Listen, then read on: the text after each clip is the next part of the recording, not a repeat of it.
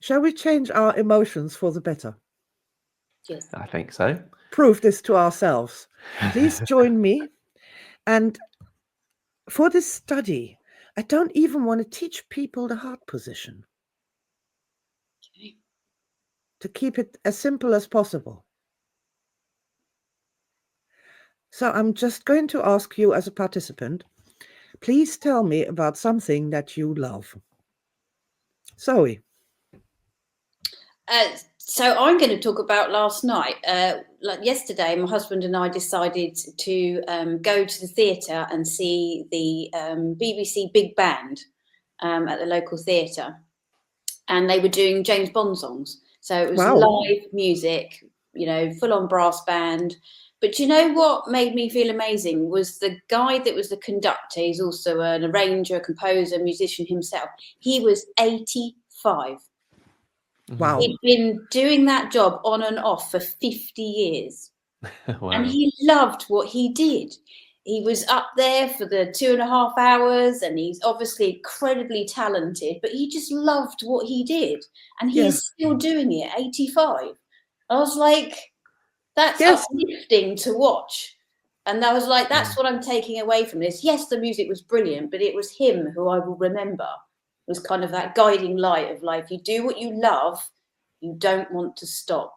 And you will be fit and happy for a really long time. And that raises the energy. Inspirational, yeah. Yeah, awesome. I will take the old conductor with me as a star memory, because it was yours, now it's ours. Yeah. Thank you for He's clearly not found something better he would rather do instead. Well, he found what he loved and he did it. Like what I was saying about retiring, never retire until you've got something better to go on to. Well, if he's a composer, he will have some ideas and challenges that he's still working on. New projects, writing new songs that answer certain things that are way too complicated for us to even understand. But that he wants to find out. And when he finds out or knows or figures it out, he's going to have another star event. Yeah. That is his track to his star events. Yeah. Like I have a track to star events. I was laughing for half an hour this morning because of some bit of this research project thing that I'm doing. So yeah, that's going to be something that I love. Doing my current research project, I love that, and it caused me to have a starlight event this morning. Just reading through some of the things, I just burst out laughing and just couldn't stop giggling. I was still giggling when I was going to the toilet. I was giggling on the toilet. I was giggling when I came out of the toilet. Then I was giggling some more when I made a cup of tea. Worrying, but we understand, Silvia. Yeah, that's the afterglow of a proper star event when it just keeps going, right? It's like a multiple orgasm. It's really, so it was a proper star event to do with my research. And when you tell the story, you tap it into that energy again, and it comes back. Yes, exactly. Alex, tell me something you love.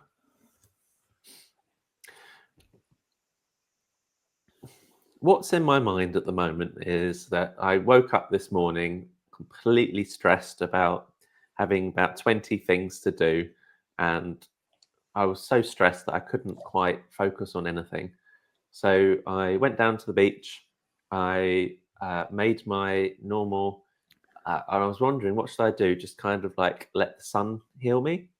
And I thought, no, I'm going to go to the shoreline. I'm going to take a stone in my hand, and I'm going to put that in my pocket and get some water out the sea, and then just do this tapping sequence, but with the salt water, just to massage the points. So, and I was like, and my tapping sequence when I'm in this situation is, firstly I look to the sun, the fire, and then I look to the water, the sea, and then I feel the wind just kind of brushing on my skin. And then I feel that connected to the land, the hard, the physical stones underneath my feet. And then as I do the sequence, I go through there. I actually came up with a nice rhyming song that has now unfortunately gone away from me. But remember to take a deep breath on each one. And then after a cut, just maybe 5 minutes of this, my energy system was completely relaxed, changed. There was a change event there. So I went to sit on the beach, and I took out a pendulum and asked for a question, of an answer for yes, which was, for me, it's forward and back. And then I asked for a sign for no, which is, for me, is left to right. And from that position of my energy being changed and resolved, and the connection with the nature, like, the stress was gone. And the logic of what, the small little movements for yes and no, for yes, and small little movements for no, just completely aligned with me saying, okay, that project, hold, this project, do this project, do that. And within Cool. 20 minutes from start to finish, I had a clear action plan of what needed Wow. my attention, what could hold, what I just needed just to let mature, grow, evolve.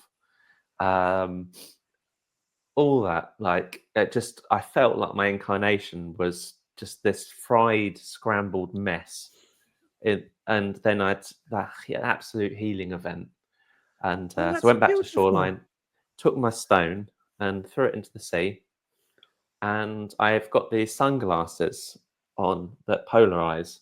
So when the stone hit the sea and the ripples, what it does, it makes the sea sparkle. Like, we're talking exactly very similar to the background that we're all seeing here. And it was just this incredible event of gratitude to the universe, Ooh. the thankfulness for the complete change that from, it was a different Alex that emerged from that beach within 25 minutes. And now, I feel so much. Yeah. So that was my star event. That was this morning. And it's just the ability to change, Yeah, it's fascinating. It's amazing. You just proved the whole kind of concept of modern energy. You knew you were low in energy. You knew you needed to address that, because you can't think clearly and problem solve when you are low energy. You knew how to raise your energy. Going to the beach is probably one of the, best resources for you to do that. And you knew what technique you wanted to do, and you worked through the process, and you came up with the solutions. And yeah, it's just, that little story kind of encapsulates it all, doesn't it? Yeah. Excellent. Yes, I And agree. then I got a haircut, and I know that my energy was flowing, because normally I sit in that chair in silence, looking all grumpy. But I wasn't. I was chatting and talking and letting the man do his thing. And we were talking about the benefits of karate for children and growing up as a skill for life, and just chat, which is one of my indicators of high energy states. Well, I mean, this is so cool, because this involves proper self knowledge and proper self management, doesn't it? Mm-hmm. I mean, that's the kind of thing that we have learned in our energy journey, not just Star Matrix, but in our energy journey in general. So yeah, that's awesome. Yeah, I love it. Very nice. Okay, let us take you back now for a moment. Did we change our energy? Did we move?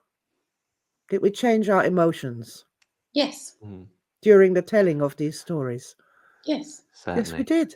And yes. we learned something from each one of us. Yep, we did. So that is a micro study in the No Shit Sherlock. Yes, we can move our emotions. We can, yes. And that people don't know that out there scares me. I worry about them. It does. It does. Like, people's coping strategies. You can understand why some, parents turn to drink, or some people turn to drink, and all sorts of things. And, yeah, it's shocking, actually. And But how at the lucky very we are. least, you give up and succumb to it, don't you? And you'd probably be like, oh, I'm going to have a rubbish day. I'm just going to be grumpy. I'm going to put on, dark, comfy clothes and mope around the world today. Yeah. Do you know what I mean? But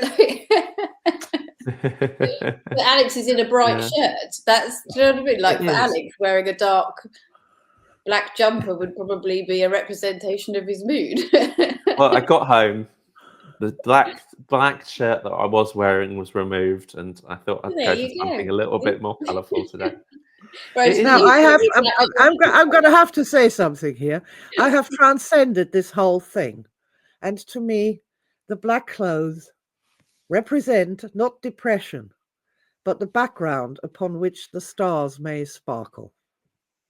You know what? I used to think of the raven, the quoth from Nevermore, scaring people, sitting on the top of their doors, as being some kind of harbinger of doom and gloom. But now I know that ravens, crows, corvids, jackdaws are absolutely beautiful. So yes, so black can be certainly good.